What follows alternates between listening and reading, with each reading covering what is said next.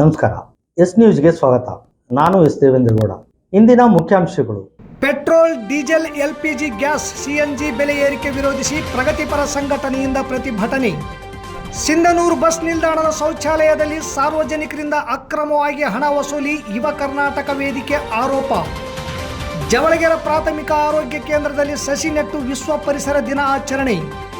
ರಾಮಲಿಂಗಾರೆಡ್ಡಿ ಅವರಿಂದ ಸಚಿವ ಸ್ಥಾನಕ್ಕೆ ರಾಜೀನಾಮೆ ಸಲ್ಲಿಕೆ, ಮನವೊಲಿಸುವ ಕೆಲಸ ಮುಂದುವರಿಕೆ. ಸೇಭಾಯನ್ ಎಜುಕೇಷನ್ ಟ್ರಸ್ಟ್ ವತಿಯಿಂದ ವಿಶ್ವ ಪರಿಸರ ದಿನ ಆಚರಣೆ.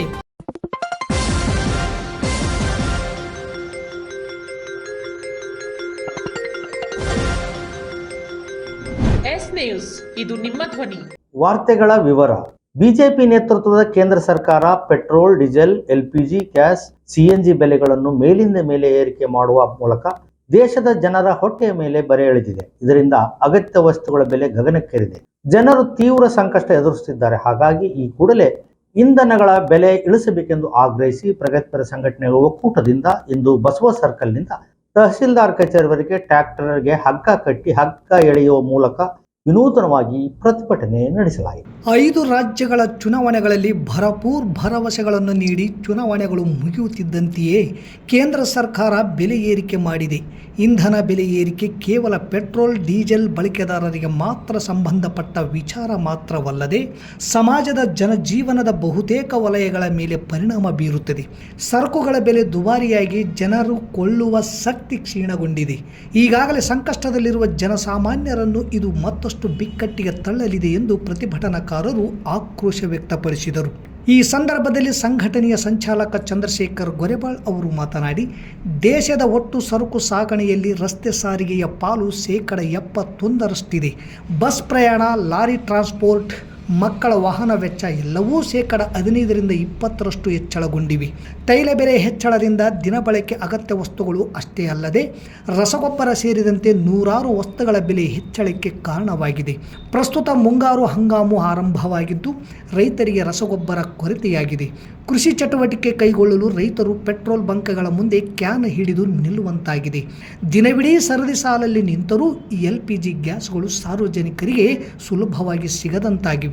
ಕಳೆದ 12 ವರ್ಷದಲ್ಲಿ ಕೇಂದ್ರ ಸರ್ಕಾರ ಪೆಟ್ರೋಲ್, ಡೀಸೆಲ್ ಮೇಲೆ ಹೆಚ್ಚಿನ ತೆರಿಗೆ ವಿಧಿಸಿ ಜನಸಾಮಾನ್ಯರಿಂದ 57 ಲಕ್ಷ ಕೋಟಿ ರೂಪಾಯಿ ಸಂಗ್ರಹಿಸಿದೆ. ಅಂತಾರಾಷ್ಟ್ರೀಯ ಮಾರುಕಟ್ಟೆಯಲ್ಲಿ ಕಚ್ಚಾ ತೈಲದ ಬೆಲೆ 1 ಬ್ಯಾರೆಲ್ಗೆ $70 ಇದ್ದಾಗಿಯೂ ತೈಲ ಕಂಪನಿಗಳು ಪೆಟ್ರೋಲ್ ಲೀಟರ್ಗೆ 100 ರೂಪಾಯಿಗೆ ಮಾರಾಟ ಮಾಡಿ ಲಕ್ಷಾಂತರ ಕೋಟಿ ಲಾಭ ಮಾಡಿದ್ದವು. ಕೊರೋನಾ ಸಂದರ್ಭ ಮತ್ತು ಉಕ್ರೇನ್ ರಷ್ಯಾ ಯುದ್ಧ ಆರಂಭವಾದ ನಂತರ ರಷ್ಯಾದಿಂದ ಅತ್ಯಂತ ಕಡಿಮೆ ದರದಲ್ಲಿ ಭಾರತ ಕಚ್ಚಾ ತೈಲ ಆಮದು ಮಾಡಿಕೊಂಡು 6 ಲಕ್ಷ ಕೋಟಿ ಲಾಭ ಮಾಡಿಕೊಂಡಾಗಿಯೂ ಅದರ ಲಾಭವನ್ನು ಇಲ್ಲಿನ ಗ್ರಾಹಕರಿಗೆ ಕಿಂಚಿತ್ತೂ ವರ್ಗಾಯಿಸಿಲ್ಲ. ಆದರೆ ಈಗ ಆಗಿರುವ ಅಲ್ಪ ಸ್ವಲ್ಪ ಕಚ್ಚಾ ತೈಲದ ಬೆಲೆ ಏರಿಳಿತವನ್ನು ನಷ್ಟವೆಂದು ಬಿಂಬಿಸಿ ಬಿಜೆಪಿ ಸರ್ಕಾರ ದೇಶದ ಜನರ ತಲೆ ಮೇಲೆ ಹೊರೆ ಹೊರಿಸಿದೆ ಎಂದು ಅವರು ಆಕ್ರೋಶ ವ್ಯಕ್ತಪಡಿಸಿದರು. ಸಿಪಿಐಎಂಎಲ್ ಮಾಸ್ ಲೈನ್ ರಾಜ್ಯ ಕಾರ್ಯದರ್ಶಿ ಡಿಎಚ್ ಪೂಜಾರ್ ಮಾತನಾಡಿ, ಪೆಟ್ರೋಲ್, ಡೀಸೆಲ್ ಬೆಲೆ ಏರಿಕೆಯಿಂದ ದೇಶದಲ್ಲಿ ಹಾಹಾಕಾರ ಸೃಷ್ಟಿಯಾಗಿದ್ದು ಅಗತ್ಯ ವಸ್ತುಗಳ ಬೆಲೆಗಳು ಗಗನಕ್ಕೇರಿವೆ. ಇದರಿಂದ ದುಡಿಯುವ ಜನರು, ರೈತರು, ಕಾರ್ಮಿಕರು ತೀವ್ರ ಸಂಕಷ್ಟಕ್ಕೀಡಾಗಿದ್ದು ಬಿಜೆಪಿ ನೇತೃತ್ವದ ಕೇಂದ್ರ ಸರ್ಕಾರ ಮೇ 15ರಿಂದ ಮೇ 25ರ ಒಳಗೆ ಕೇವಲ 11 ದಿನಗಳಲ್ಲಿ ಪೆಟ್ರೋಲ್ $7.50 ಹಾಗೂ ಡೀಸೆಲ್ $7.50 ಹಾಗೂ ವಾಣಿಜ್ಯ ಸಿಲಿಂಡರ್ ಗ್ಯಾಸ್ ಬೆಲೆಯನ್ನು $3,113 ಏರಿಕೆ ಮಾಡಿದೆ. ಅಲ್ಲದೆ ಇಷ್ಟರಲ್ಲೇ ಇನ್ನೂ $10 ಏರಿಕೆ ಮಾಡಲು ತೆರೆಮರೆಯಲ್ಲಿ ಕಸರತ್ತು ನಡೆಸಿದೆ. ಅಂತಾರಾಷ್ಟ್ರೀಯ ಮಾರುಕಟ್ಟೆಯಲ್ಲಿ ಪ್ರಸ್ತುತ ಕಚ್ಚಾ ತೈಲದ ಬೆಲೆ ಪ್ರತಿ ಬ್ಯಾರೆಲ್ಗೆ $95 ಇಳಿದರೂ ಬೆಲೆ ಏರಿಕೆಯನ್ನು ಮುಂದುವರಿಸಲಾಗಿದೆ ಎಂದು ಕೇಂದ್ರ ಸರ್ಕಾರದ ವಿರುದ್ಧ ಕಿಡಿಕಾರಿದರು. ಗ್ರಾಕೂಸ್ ಮಹಿಳಾ ಮುಖಂಡರಾದ ವಿರುಪಮ್ಮ ಮಾತನಾಡಿ, ಹೊಗೆಮುಕ್ತ ಮನೆಯ ಹೆಸರಿನಲ್ಲಿ ಉಜ್ವಲ ಯೋಜನೆಯನ್ನು ಜಾರಿಗೆ ತಂದು ಮಹಿಳೆಯರಿಗೆ ಉಚಿತ ಗ್ಯಾಸ್ ಸಿಲಿಂಡರ್ ನೀಡುವುದಾಗಿ ಹೇಳಿದ್ದ ಕೇಂದ್ರ ಸರ್ಕಾರ $400 ಸಿಗುತ್ತಿದ್ದ 14.2 kg ಗ್ಯಾಸ್ ಸಿಲಿಂಡರನ್ನು $933 ಏರಿಸಿದ್ದರಿಂದ ಗ್ಯಾಸ್ ಕೊಳ್ಳಲಾಗದ ಮಹಿಳೆಯರು ಪುನಃ ಕಟ್ಟಿಗೆ ಒಲೆಗೆ ಮೊರೆ ಹೋಗುತ್ತಿದ್ದು ಮತ್ತೆ ಹೊಗೆಯಲ್ಲಿ ದಿನವೂ ಕಣ್ಣೀರು ಸುರಿಸುವಂತಾಗಿದೆ ಎಂದು ಹೇಳಿದರು. ಕಾರ್ಮಿಕ ಮುಖಂಡ ನಾಗರಾಜ್ ಪೂಜಾರ್ ಮಾತನಾಡಿ, ಬಿಜೆಪಿ ಕೇಂದ್ರದಲ್ಲಿ ಅಧಿಕಾರಕ್ಕೆ ಬಂದಾಗಿನಿಂದ ಅಮೆರಿಕದ ಹಿತಾಸಕ್ತಿಗಾಗಿ ಮೋದಿ ಸರ್ಕಾರ ದೇಶದ ಜನರ ಹಿತಾಸಕ್ತಿಯನ್ನೇ ಬಲಿಕೊಟ್ಟಿದೆ. ಬಿಜೆಪಿ ಸರ್ಕಾರದ ವಿದೇಶಾಂಗ ಹಾಗೂ ಕಾರ್ಪೊರೇಟ್ ಪರವಾದ ನೀತಿಗಳ ಜಾರಿಯಿಂದ ಜನರ ಜೀವನ ಬೀದಿಗೆ ಬಿದ್ದಿದೆ ಎಂದು ಆಕ್ರೋಶ ವ್ಯಕ್ತಪಡಿಸಿದರು. ಕೆಪಿಆರ್ ಎಸ್ ಬಸವಂತರಾಯಗೌಡ ಮಾತನಾಡಿ, ಕೇಂದ್ರ ಸರ್ಕಾರ ಕೂಡಲೇ ಪೆಟ್ರೋಲ್, ಡೀಸೆಲ್, LPG ಗ್ಯಾಸ್ ಬೆಲೆಯನ್ನು ಇಳಿಕೆ ಮಾಡಬೇಕು ಹಾಗೂ ರೈತರಿಗೆ ಅಗತ್ಯವಾಗಿರುವ ರಸಗೊಬ್ಬರವನ್ನು ಪೂರೈಸಬೇಕು. ದೇಶದಲ್ಲಿ ಇಂಧನ ಕೊರತೆಯಾಗದಂತೆ ಸೂಕ್ತ ಕ್ರಮ ವಹಿಸಬೇಕು ಎಂದು ಆಗ್ರಹಿಸಿದರು. ಹಕ್ಕೊತ್ತಾಯಗಳ ಮನವಿಯನ್ನು ಶಿರಸ್ತೇದಾರ ಅಂಬಾದಾಸ್ ಅವರ ಮೂಲಕ ರಾಷ್ಟ್ರಪತಿಗಳಿಗೆ ಸಲ್ಲಿಸಲಾಯಿತು.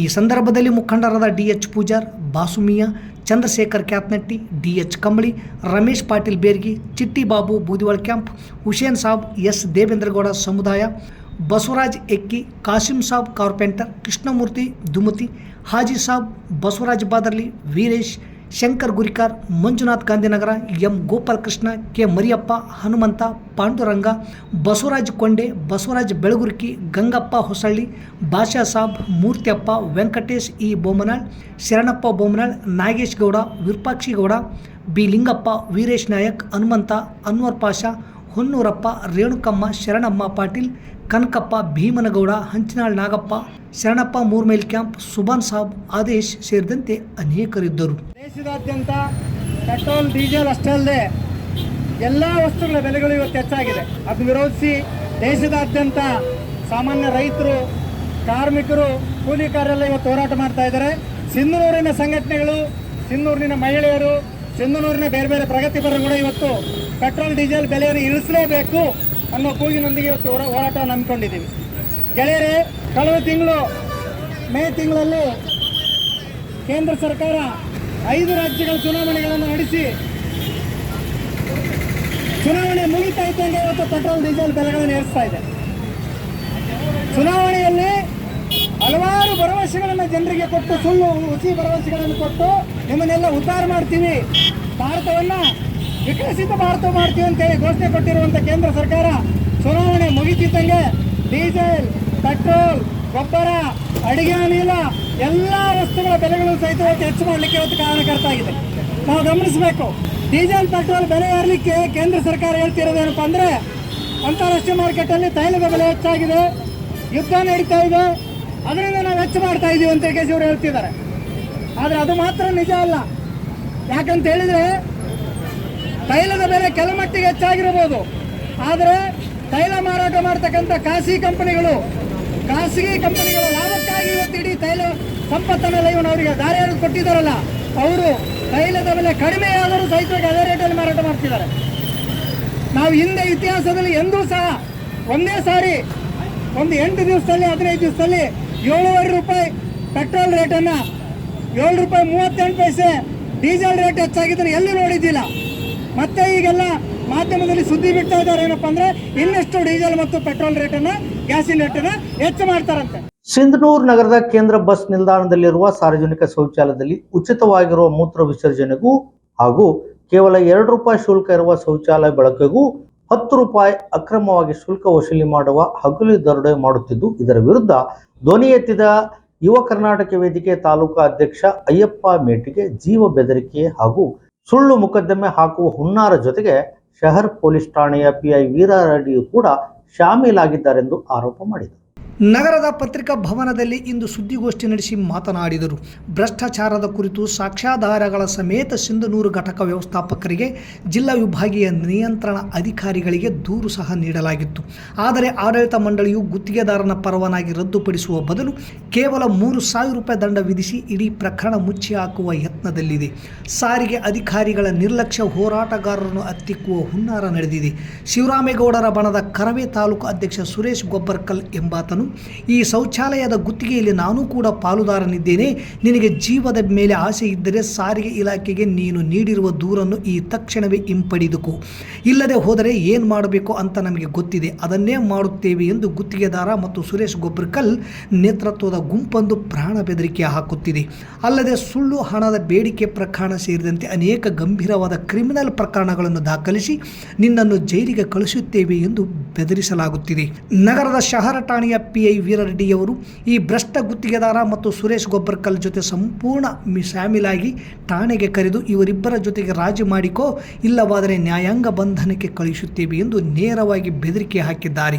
ಸಾರ್ವಜನಿಕರ ಪರವಾಗಿ ಧ್ವನಿ ಎತ್ತುವ ಹೋರಾಟಗಾರರನ್ನು ಎದುರಿಸುವುದು, ಭ್ರಷ್ಟರೊಂದಿಗೆ ರಾಜಿ ಮಾಡಿಕೊಳ್ಳಲು ಒತ್ತಾಯಿಸುವುದು ಪೊಲೀಸ್ ಇಲಾಖೆಯ ಘನತೆಗೆ ಶೋಭೆಯಲ್ಲ.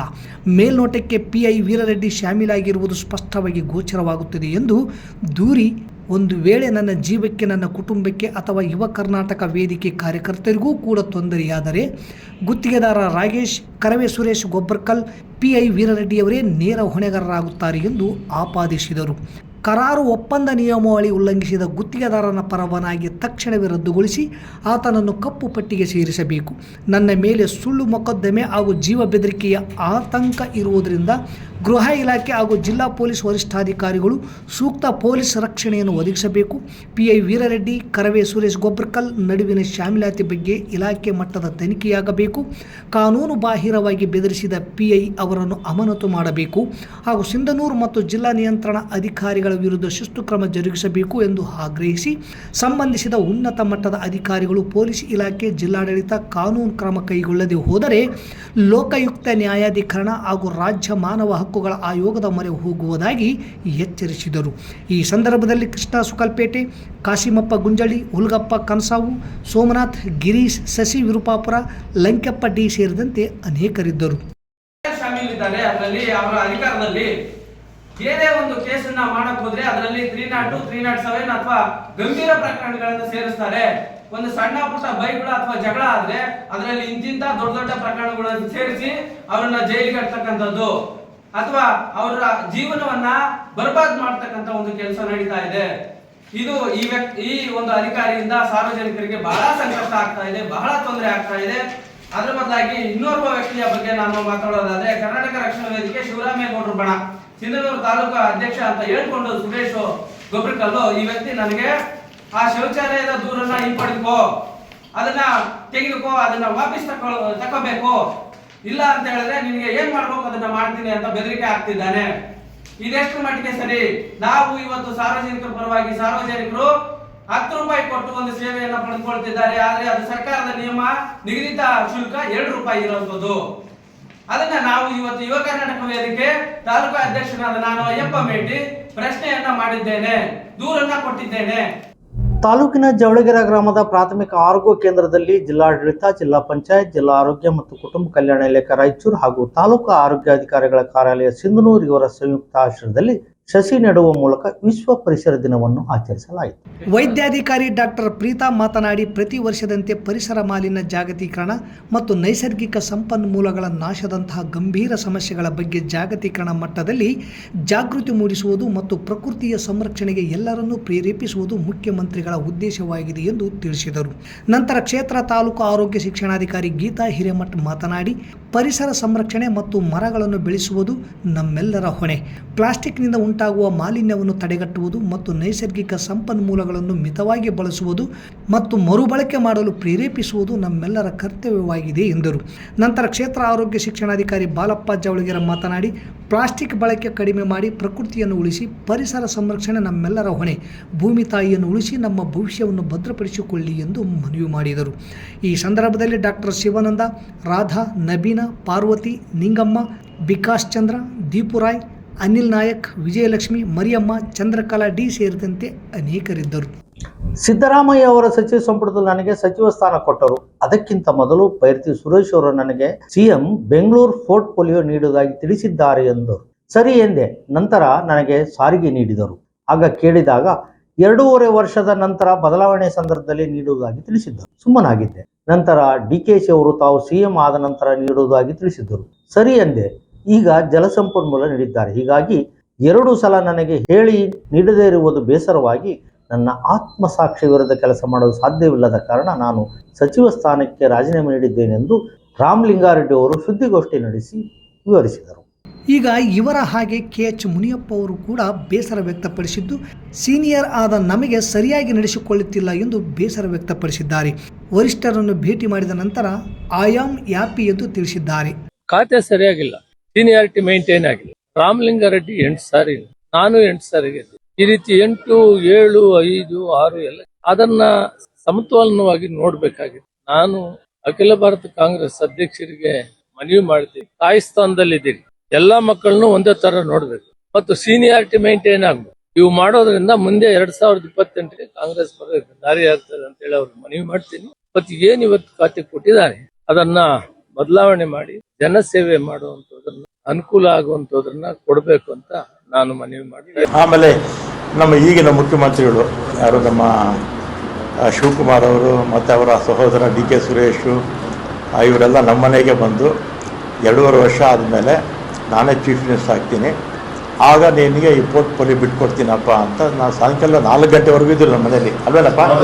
ಸಂಜೆ 4 ಗಂಟೆವರೆಗೂ ನಮ್ಮ ಮನೇಲಿ ಇದ್ರು. ನೀವು ಮಾಧ್ಯಮದವರೆಲ್ಲ ಇದ್ದೀರಿ. ಅವತ್ತು ಶಿವಕುಮಾರ್ ಅವ್ರನ್ನು ಕೂಡ ನಾನು ಮಂತ್ರಿ ಮಾಡ್ಕೊಳ್ಳಿ ಅಂತ ಕೇಳಲಿಲ್ಲ, ಅಥವಾ ಸಿದ್ದರಾಮಯ್ಯನವ್ರ ಹತ್ರ ಹೋಗಿ ನಾನು ಮಂತ್ರಿ ಮಂಡಲದಲ್ಲಿ ಸೇರಿಸಿ ಅಂತ ಹೇಳಲಿಲ್ಲ, ಅಥವಾ ಹೈಕಮಾಂಡ್ಗೆ ಹೋಗಿ ನನ್ನ ಮಂತ್ರಿ ಮಾಡಿ ಅಂತ ನಾನೇನು ಕೇಳಿರಲಿಲ್ಲ.